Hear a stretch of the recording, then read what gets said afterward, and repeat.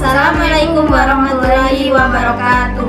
Perkenalkan, nama saya Sally Ayu dengan NIM 2311090 dan saya Diska dengan NIM 2311079. Di sini kami akan membuat video untuk memenuhi tugas UAS tentang yang pertama yaitu ada perhitungan zakat, yang kedua pembagian warisan, dan yang terakhir ada proses pengurusan jenazah. Jangan lupa tonton ya.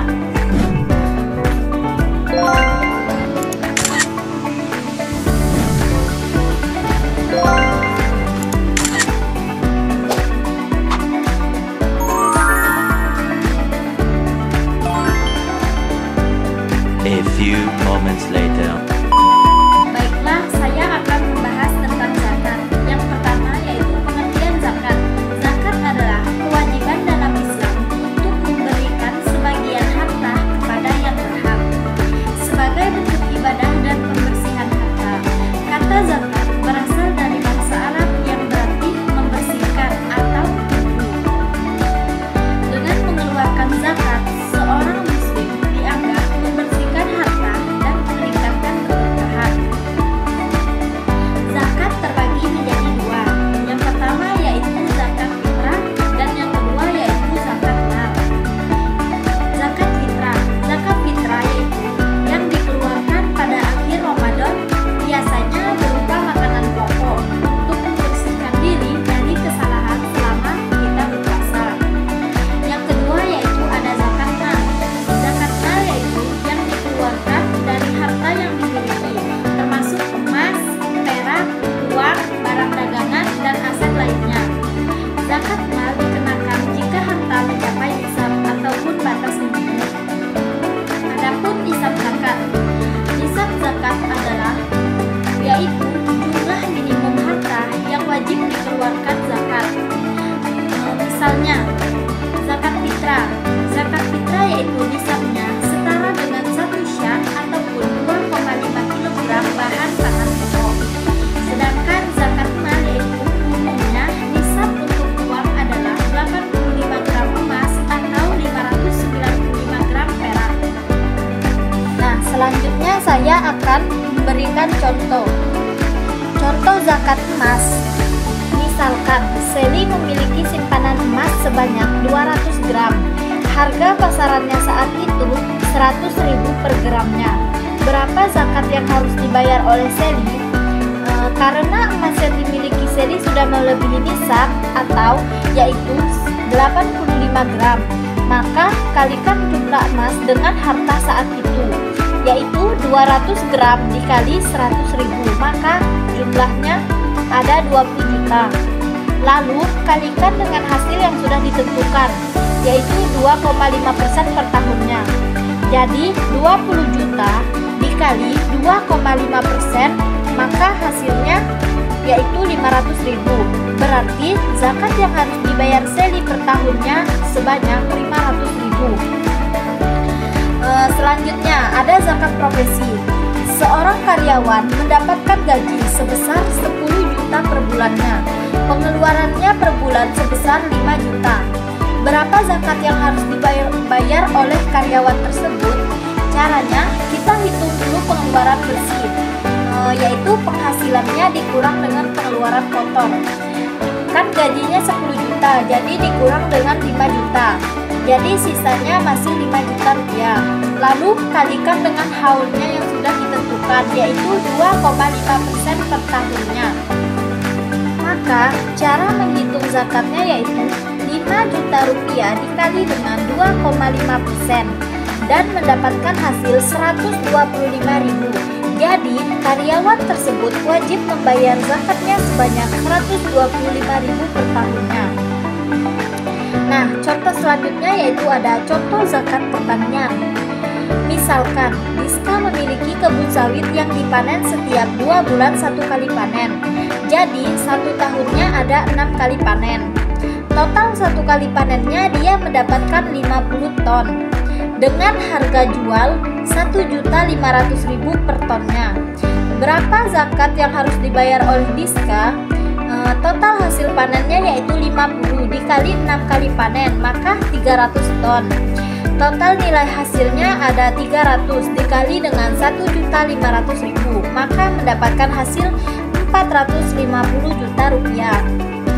Haulnya ada 5%, maka cara menghitung zakatnya yaitu 5% dikali dengan 450 juta rupiah, maka mendapatkan hasil 22.500.000 rupiah. Jadi, Diska harus membayar zakatnya sebanyak 22.500.000 rupiah. Baiklah, di sini saya akan menjelaskan tentang warisan. Warisan adalah harta yang ditinggalkan oleh seseorang setelah meninggal dunia. Dia akan dibagikan kepada ahli warisnya berdasarkan ketentuan syariat Islam. Warisan mencakup semua bentuk harta, baik berupa uang, tanah, bangunan maupun barang berharga lainnya. Selanjutnya yaitu ahli waris. Ahli waris adalah orang-orang yang berhak menerima warisan. Dalam Islam, ahli waris dibedakan menjadi dua kategori. Yang pertama, ahli waris tetap. Mereka yang berhak mendapatkan bagian tetap yaitu suami, istri, anak, dan orang tua. Sedangkan ahli waris tidak tetap itu mereka yang berhak jika tidak ada ahli waris tetap, seperti saudara kandung, misalnya adik atau kakaknya. Selanjutnya yaitu pembagian warisan. Contoh pertama yaitu misalkan Pak Andi meninggal dunia. Beliau meninggalkan warisan sebesar 900 juta. Beliau mempunyai istri dan anak, satu anak laki-laki dan satu anak perempuan. Beliau juga meninggalkan hutang sebesar 100 juta. Bagaimana cara menghitungnya? Yaitu yang pertama, 900 juta dikurang dengan 100 juta. 100 juta ini adalah hutang Pak Andi. Jadi hasilnya yaitu 800 juta. Bagian istri yaitu istri mendapatkan bagian 1/8. Jadi 800 juta dikali dengan 1/8. Jadi hasilnya yaitu 100 juta. Sisanya yaitu 700 juta. Untuk anak laki-laki mendapatkan bagian 2/3. Jadi 700 juta dikali dengan 2/3 sama dengan 466 juta persekian. Untuk anak perempuan yaitu 1/3 dari bagian anak laki-laki. Jadi hasilnya yaitu 233 juta persekian. Jadi hasil akhirnya istri mendapatkan 100 juta, anak laki-laki mendapatkan 466 juta persekian, dan anak perempuan mendapatkan 233 juta persekian. Contoh kasus yang kedua yaitu misalkan Pak Budi meninggal dunia. Beliau meninggalkan warisan sebesar 1 miliar. Beliau juga mempunyai istri dan anak, satu anak laki-laki dan 2 anak perempuan. Beliau juga meninggalkan hutang sebesar 200 juta. Bagaimana cara menghitungnya? 1 miliar dikurang dengan 200 juta. 200 juta ini adalah hutang dari Pak Budi. Jadi hasilnya yaitu 800 juta. Untuk istri yaitu mendapatkan bagian 1/8. Jadi 800 juta dikali dengan 1/8 sama dengan 100 juta. Sisanya yaitu 700 juta. Untuk bagian laki-laki yaitu 2/3 bagian. Jadi 700 juta dikali dengan 2/3 sama dengan 466 juta persekian. Untuk bagian anak perempuan, karena Pak Budi memiliki 2 anak perempuan, maka 466 juta persekian dibagi 2. Jadi masing-masing mendapat 233 juta persekian. Hasil akhirnya adalah istri mendapatkan 100 juta, anak laki-laki mendapatkan 466 juta persekian, anak perempuan masing-masing mendapatkan 233 juta persekian. Baiklah, di sini kami akan mempraktikkan cara mengurusi jenazah. Yang pertama yaitu memandikan jenazah. Nah, untuk memandikan jenazah, peralatan yang kita akan siapkan yaitu pertama sabun tangan, masker, sabun, sampo, air mutlak, air kapur halus, dan air sabun, serta handuk dan juga kain. Nah, pertama yaitu kita tempatkan mayat di tempat yang sudah disediakan. Letakkan kepala mayat di posisi yang agak tinggi. Lalu membacakan niat, yaitu untuk laki-laki, nawaitu bisa lihazal mayyiti lillahi ta'ala. Selanjutnya yaitu kita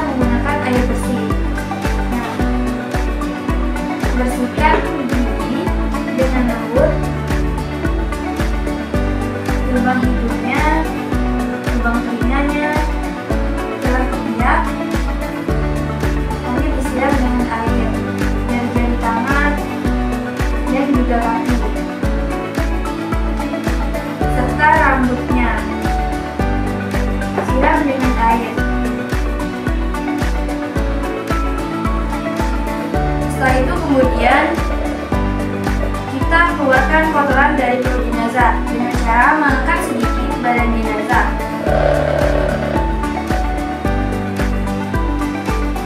Lalu kita siram sambil menekan perut jenazah perlahan-lahan. Ditindak tubuh dan bibirnya.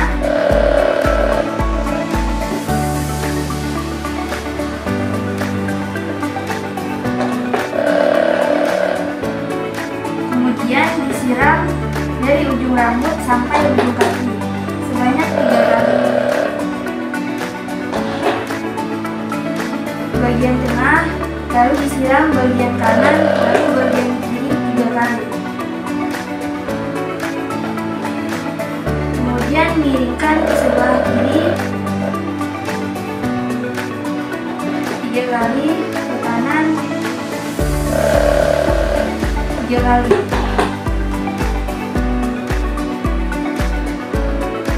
Siram lambung kiri dan juga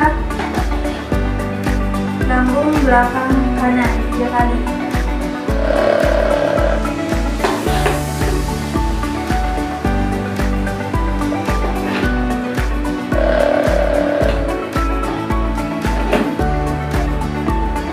Lalu selanjutnya kita menggunakan air sabun. Siram kembali jenazah dari ujung kepala sampai ujung kaki menggunakan air sabun sambil menggosokkan bagian tubuh jenazah. Kita gosokkan perlahan-lahan dengan sabun. Kita bersihkan tubuh jenazah. Bersihkan juga rambut jenazah dengan sampo.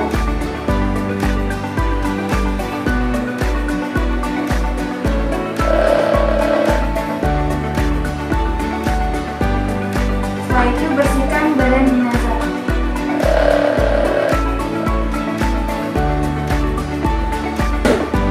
Selanjutnya siram kembali tubuh jenazah dengan air bersih. Dari ujung kaki, dari ujung kepala hingga ujung kaki.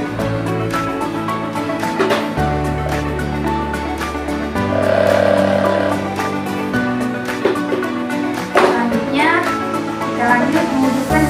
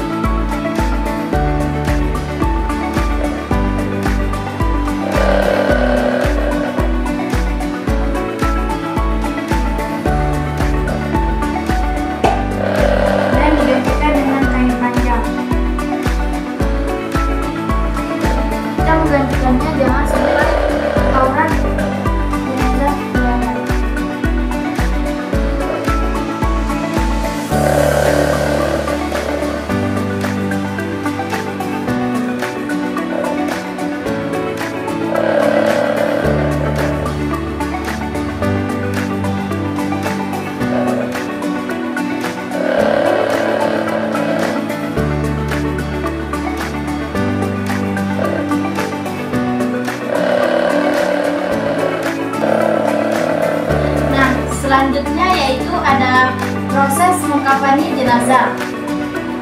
Peralatan yang dibutuhkan saat mengkafani jenazah yaitu yang pertama ada tali 4 helai, sama kain kafan 3 helai karena untuk mayat laki-laki, dan ada wangi-wangian, kapur barus, dan kapas. Setelah itu rentangkan tali sebanyak 4 helai.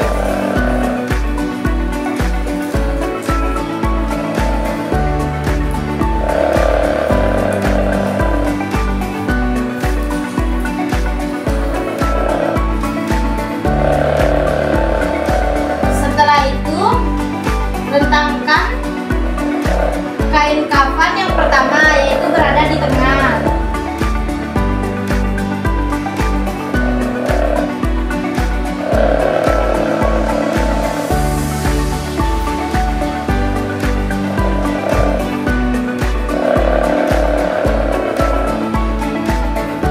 Setelah itu ada kain kafan yang kedua di sebelah kanan.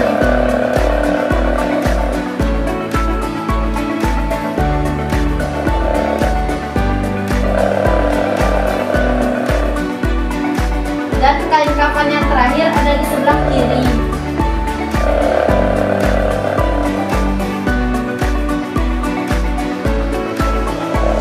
Nah, selanjutnya yaitu menaruh wangi-wangian, kapur barus ke atas kain kafan yang telah disediakan.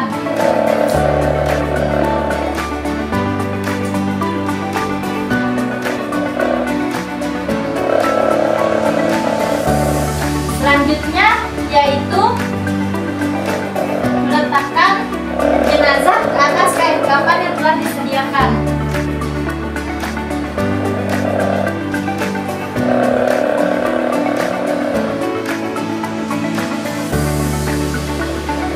Nah, sebelum mengkafani jenazah yaitu kita berniat terlebih dahulu, yaitu niatnya Bismillahi wa ala millati Rasulillah nawaitu takfina hazal mayyiti fardul kifayati lillahi ta'ala. Nah, setelah itu lipat kain kafan yang pertama yaitu ke sebelah kanan. Miringkan badan jenazah akan mempermudah kain kafannya.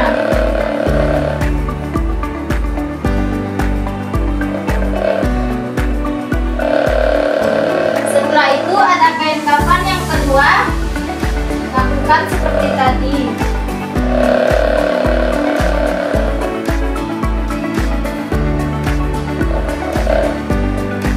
Selanjutnya yaitu lipat kain kafan yang terakhir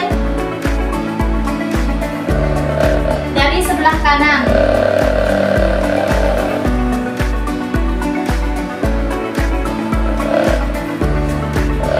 Terus sebelah kiri.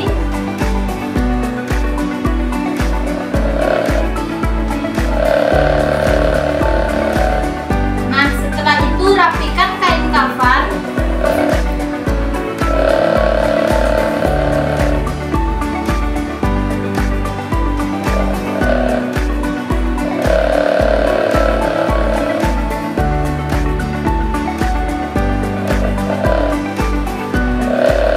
Setelah kain kafan dirapikan, yaitu selanjutnya mengikat tali. Dimulai dari ujung kaki.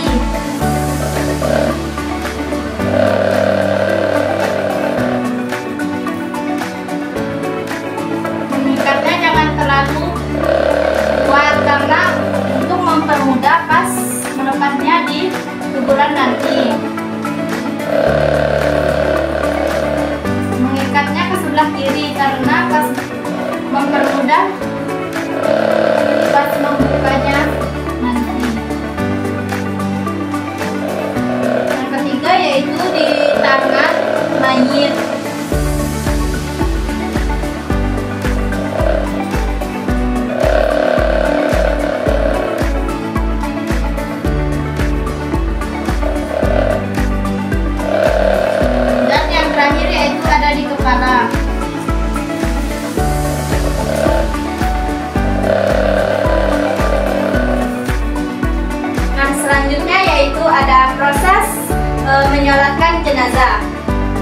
proses menyalatkan jenazah untuk imamnya berada di sejajar dengan kepala si mayit laki-laki.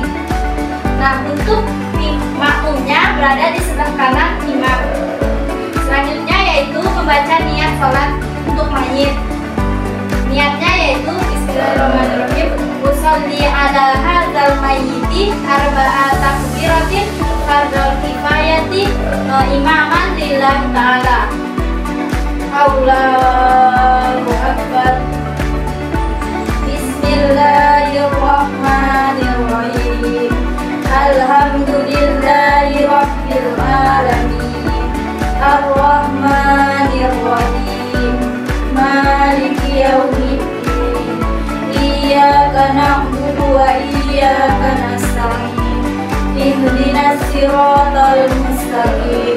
Siratal ladzina an'amta 'alaihim ghairil maghdubi 'alaihim waladdallin. Allahu akbar. Allahumma sholli ala sayyidina Muhammad wa ala ali sayyidina Muhammad. Allahu akbar. Allahumma ighfir lahu warhamhu wa'afihi wa'fu anhu. Allahu akbar. Allahumma la tahrimna ajrahu wa la taftina ba'dahu waghfir lana wa lahu. Assalamualaikum warahmatullahi. Assalamualaikum warahmatullahi. Baiklah, selanjutnya yaitu proses menguburkan jenazah. Nah, untuk menguburkan jenazah ini yaitu pertama, letakkan jenazah di sisi lubang atau yang kubur yang menghadap kiblat. Kemudian diletakkan pakan kayu dengan posisi sedikit miring.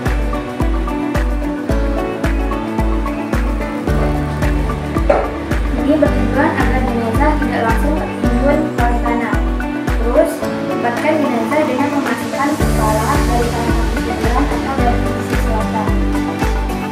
Selanjutnya, posisi jenazah yaitu miring kanan menghadap kiblat. Dengan tubuh yang ditopang menggunakan batu putih atau dengan tanah gumpalan tanah. Ini agar jenazah tidak terlentang. Para ulama menyarankan untuk menempatkan sedikit tanah di bawah pipi jenazah, yaitu sebelah kanan setelah membuka tanjakan dan melepas semua tali.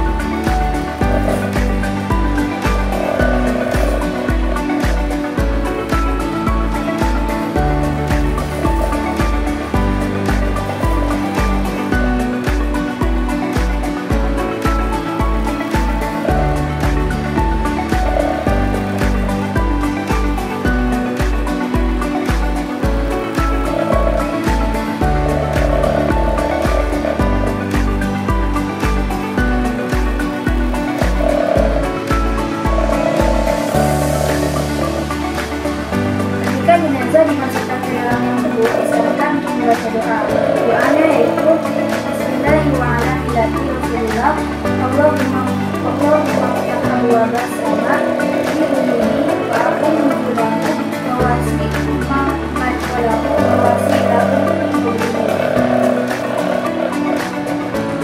Setelah jenazah diletakkan di lubang kubur, disarankan untuk melakukan 3 kali dan menurunkan tanah 3 kali dari arah kepala jenazah. Kemudian baru menutupi dengan tanah secara menyeluruh.